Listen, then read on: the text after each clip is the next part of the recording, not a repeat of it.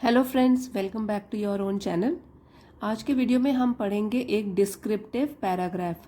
तो descriptive paragraph मतलब किसी भी चीज़ का अपने शब्दों में वर्णन करना। तो उसके लिए हमको थोड़ी वोकेबलरी का ध्यान देना पड़ता है और हमारा जो फ्लो होता है बोलते वक्त वो भी ठीक होना चाहिए और सीक्वेंस में होना चाहिए। मतलब पहले कौन सी घटना हुई, फिर क्या हुआ, फिर क्या हुआ, ये सब चीज़ों का ध्यान देना पड़ता है। सो इसी को कहते हैं डिस्क्रिप्टिव पैराग्राफ। अब ये हमको डिस्क्राइब करने के लिए आ सकता है कि किसी पर्सन को डिस्क्राइब कीजिए, किसी प्लेस को डिस्क्राइब कीजिए या इवेंट को डिस्क्राइब कीजिए। अब मैंने इसी चैनल पे कई वीडियोस बनाए हैं डिस्क्रिप्शन के, जैसे कि my first air journey, my first ride in metro. इस तरीके से अगर आप प्लेलिस्ट में जाकर देखेंगे तो आपको पता लग जाएगा, वहाँ से आप देख सकते हैं। तो इनके लिए हमको थोड़े से वोकेबलरी चाहिए होती है और सीक्वेंस का ध्यान रखना है कि पहले कौन सी घटना हुई, फिर कौन सी हुई, फिर कौन सी हुई, ये हमको सीक्वेंस में बताना पड़ता है। तो इन जो आज हम पैराग्राफ पढ़ेंगे उनमें से हम जो वर्ड्स एंड फ्रेजेस हैं, कुछ डिफ़िकल्ट फ्रेजेस आपके लिए यहाँ पे लिखी हुई है मैंने वोकेबलरी, जैसे compound, overstay, drop from nowhere, इस टाइप की फ्रेज हो गई, heave a sigh of relief. तो इस टाइप की अभी आपको अगर ये मुश्किल लग रही हैं तो पैराग्राफ को जब आप पढ़ेंगे पूरा समझ लेंगे, अपने वर्ड्स में आप ये सब यूज़ करने लग जाएंगे। तो आइए अब शुरू करते हैं। पैराग्राफ की हेडिंग है एन अनइनवाइटेड गेस्ट। अब यहाँ पे सबसे पहले एन क्यों लगा है, क्योंकि वॉवल्स के आगे, वॉवल साउंड जो होते हैं उसके आगे आर्टिकल एन लगता है। तो यू का साउंड इसमें है अ साउंड होता है यू का, तो वो हो गया एन लगता है उसके आगे, ठीक है, आर्टिकल एन। और अनइनवाइटेड का मतलब होता है जिसको इनवाइट नहीं किया गया हो, बिना बुलाए आ गया हो। और गेस्ट हो गया मेहमान। जनरली तो मेहमानों को बुलाया जाता है, लेकिन ये है कोई बिन बुलाया मेहमान, तो उसके ऊपर ये पैराग्राफ पढ़ेंगे। और ये डिस्क्रिप्टिव पैराग्राफ है, कोई इसको सुना रहा है हमको। तो पहली लाइन बड़ी इंटरेस्टिंग है, God save us from an uninvited guest. और देखिए साइन ऑफ एक्सक्लेमेशन लगा हुआ है। जब आश्चर्य बताते हैं या कोई भी इमोशन प्रकट करते हैं तो हम साइन ऑफ एक्सक्लेमेशन लगाते हैं लास्ट में। तो इसका मतलब है भगवान बचाए हमें बिन बुलाए मेहमानों से। God save us from an uninvited guest, God save us, भगवान बचाए। And your trouble is compounded, और आपकी जो यही परेशानी होती है वो क्या होती है, कंपाउंड, बढ़ जाती है। वेन दैट गेस्ट ओवरस्टेज, जब वही वाला मेहमान जो बिना बुलाए हुए आया है वो ओवरस्टे कर ले, मतलब समय से ज़्यादा ही ठहर जाए किसी जगह में। एंड रिफ्यूजेस टू लीव, और इनकार करे जाने से। तो आपकी परेशानी और बढ़ जाएगी, दोगुनी हो जाएगी अगर वही बिन बुलाया मेहमान समय से ज़्यादा ठहर जाए या फिर जाने से भी इनकार कर दे, जाने का नाम ही ना ले।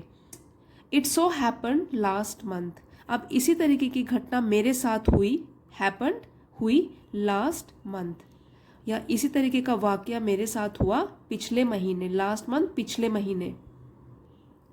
हरी is a very distant relative of ours. तो हरी नाम का जो है गेस्ट, मेहमान है, वो वेरी डिस्टेंट रिलेटिव, इसका मतलब होता है वेरी, बहुत, डिस्टेंट बहुत दूर का, और रिलेटिव रिश्तेदार, हमारे बहुत दूर का रिश्तेदार है हमारे। आवर्स हमारे, हरी हमारे बहुत दूर का रिश्तेदार है। He lives in a village, वो एक गांव में रहता है, लिव्स रहता है। One fine morning he dropped from nowhere at our house. अब ड्रॉप्ड फ्रॉम नोवेयर का मतलब है, ये एक फ्रेज है जिसका मतलब होता है कि अनएक्सपेक्टेड, हमने आशा ही नहीं की थी, तो अचानक से वो हमारे घर में आ टपका। ड्रॉप्ड फ्रॉम नोवेयर, अचानक से, बिना इन्फॉर्मेशन दिए हुए, बिना सूचना दिए हुए अचानक से आ टपका हमारे घर एक सुहानी सुबह। फाइन मॉर्निंग, सुहानी सुबह। He asked all the boys to unload his baggage from the taxi. अब आते ही उसने काम कराना शुरू कर दिया, जैसे उसकी आदत ही है।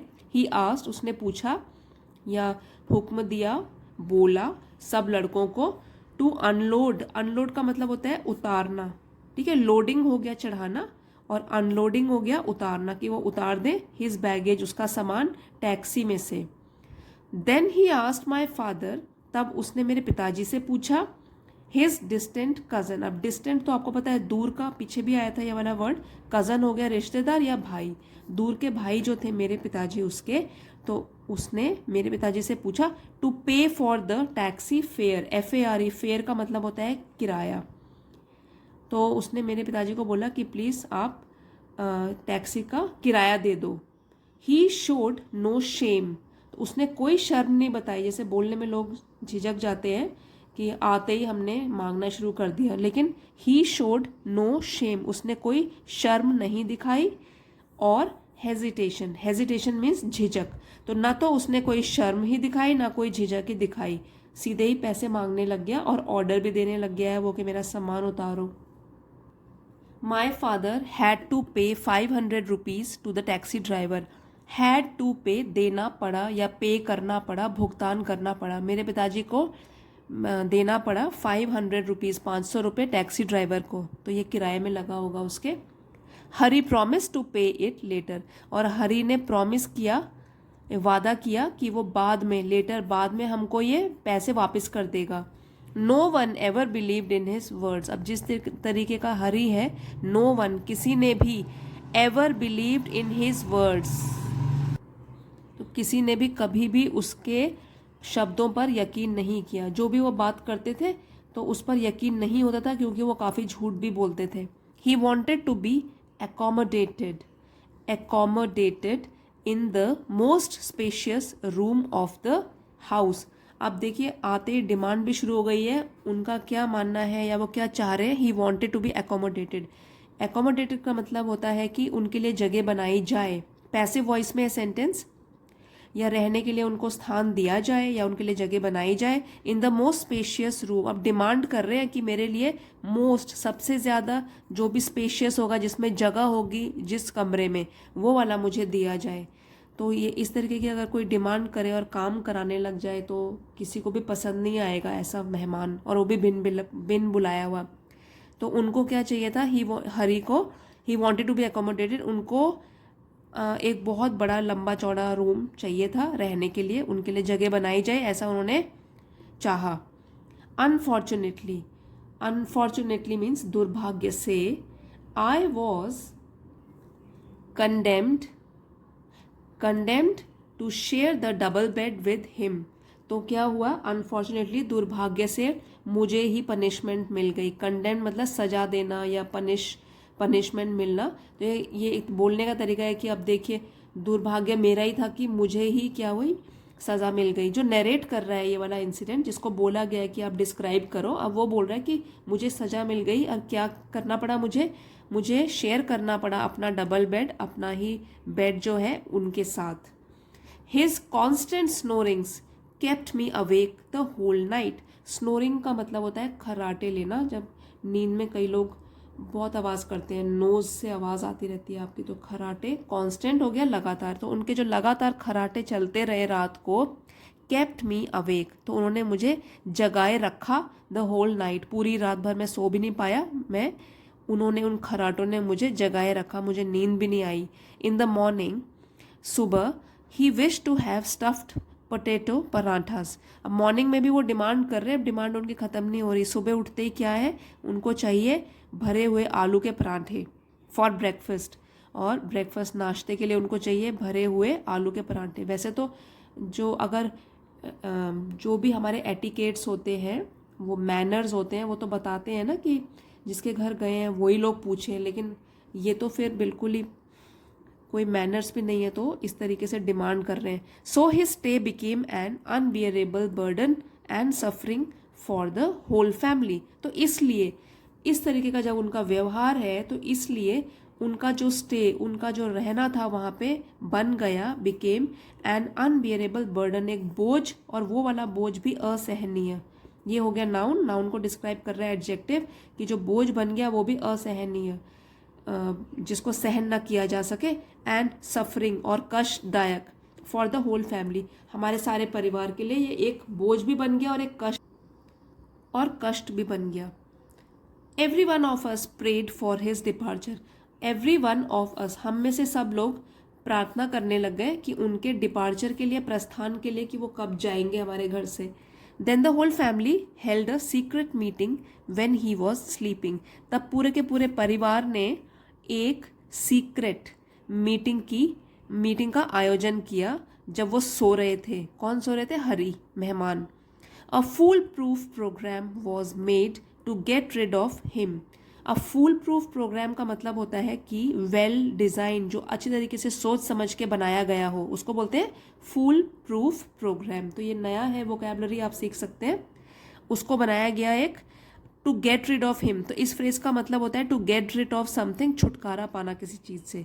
तो यहाँ तो है उनके, हरी से छुटकारा पाना, तो इसलिए एक अच्छा सा प्रोग्राम आयोजित किया गया, बनाया गया, well design program to get rid of him, ताकि हरी से छुटकारा मिल जाए।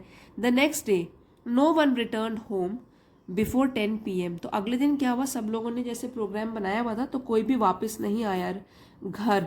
जो भी काम के लिए गए होंगे सब लोग अपने अपने काम से 10 रात के PM मतलब रात के 10 बजे तक कोई भी घर में वापस नहीं आया। हरी वॉज फ्यूरियस। अब हरी को बहुत गुस्सा आ गया इस बात पर, क्योंकि अगर आप हरी को डिस्क्राइब करोगे तो बोलोगे वो तो बहुत ही डिमांडिंग है, वो तो वेट कर रहा है कि कब ये लोग आएंगे और कब मैं फिर डिनर के लिए ऑर्डर दूंगा। The same thing was repeated on the next 3 days। अब यही चीज़ कि रात को देर से आना वो रिपीट होता गया, फिर से हमने रिपीट किया अगले 3 दिनों तक। Hari had realised he must depart. तो अब जो हुआ 3 दिन तक जब ऐसे ही होता गया तो उनके दिमाग में भी आ गया हरी के, उन्होंने रियलाइज किया, उन्होंने समझा, जाना कि ही मस्ट डिपार्ट, कि उनको अब चले जाना चाहिए। Before he was forced to do so, इससे पहले कि उनको मजबूर किया जाए जाने के लिए। तो अच्छा है कि सम्मान के साथ वो वहां से चले जाएं। सम्मान एंड सामान, सामान ऑल्सो एंड सम्मान के साथ रिस्पेक्टफुली वो वहां से चले जाएं। कहीं ऐसा ना हो कि उनको मजबूरी कर दिया जाए जाने के लिए।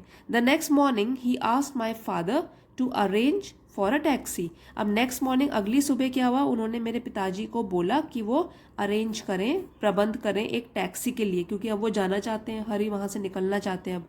We all helped him in packing up his luggage. तो हम सब लोगों ने हेल्प किया, उनकी मदद करी इन पैकिंग अप हिज लगेज, उनके सामान को पैक करने में हम सभी लोगों ने मदद करी। And placing it in the taxi, और भी मदद करी कि टैक्सी में भी उनका सामान को चढ़ा दिया।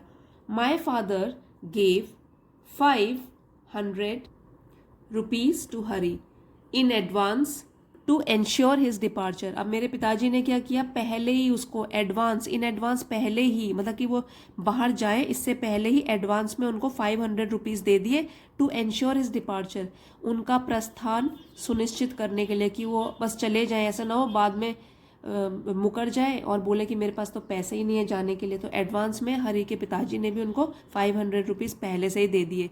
Everybody heaved a sigh of relief.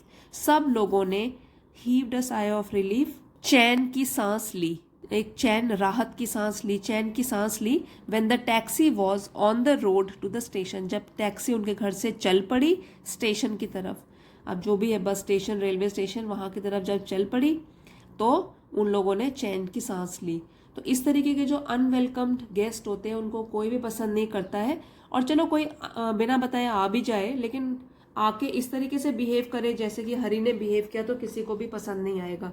अब एक क्लास 10th में भी एक स्टोरी है मेहमान के ऊपर, प्रेमचंद जी की स्टोरी है, वो आप पढ़ेंगे, बहुत ही अच्छी है, इंटरेस्टिंग है, पढ़ सकते हैं आप। तो इस स्टोरी से हमको क्या मॉरल मिला है, uninvited guests are never respected and welcomed. तो बिन बुलाए मेहमान जो होते हैं उनकी कभी भी कद्र नहीं होती है, कभी भी आदर नहीं मिलता उनको, और कोई भी उनका स्वागत नहीं करता है। तो इसलिए कभी भी अगर किसी के घर में जाना है तो टाइम से पहले उनको इन्फॉर्म करना चाहिए और बता देना चाहिए। आजकल तो वैसे भी बिना प्लान किए किसी के घर भी नहीं जाना चाहिए, सब लोग बिजी है अपनी अपनी लाइफ में। तो आई होप फ्रेंड्स आपको ये छोटी सी स्टोरी पसंद आई होगी। और ये स्टोरी तो क्या कहें, ये एक डिस्क्रिप्टिव पैराग्राफ है कि अपने शब्दों में किसी भी इवेंट का वर्णन करना। तो इसकी वोकैबुलरी से आप भी ये जो आपने ये सब सीखा है अब तो आपको समझ ही आ गया होगा। जैसे ये है overstay, drop from nowhere, accommodate, condemn, get rid of. ठीक है, एक और आ गया foolproof, foolproof program. तो ये सब जो है वोकैबुलरी स्टोरी पढ़ के और भी अच्छी तरीके से हमारे दिमाग में बैठ जाती है ज़्यादा टाइम के लिए। तो अगर आपको ये वीडियो पसंद आया है please don't forget to like, share and subscribe. Comment में भी बताइए कैसे लगा, और see you next time. Thanks for watching.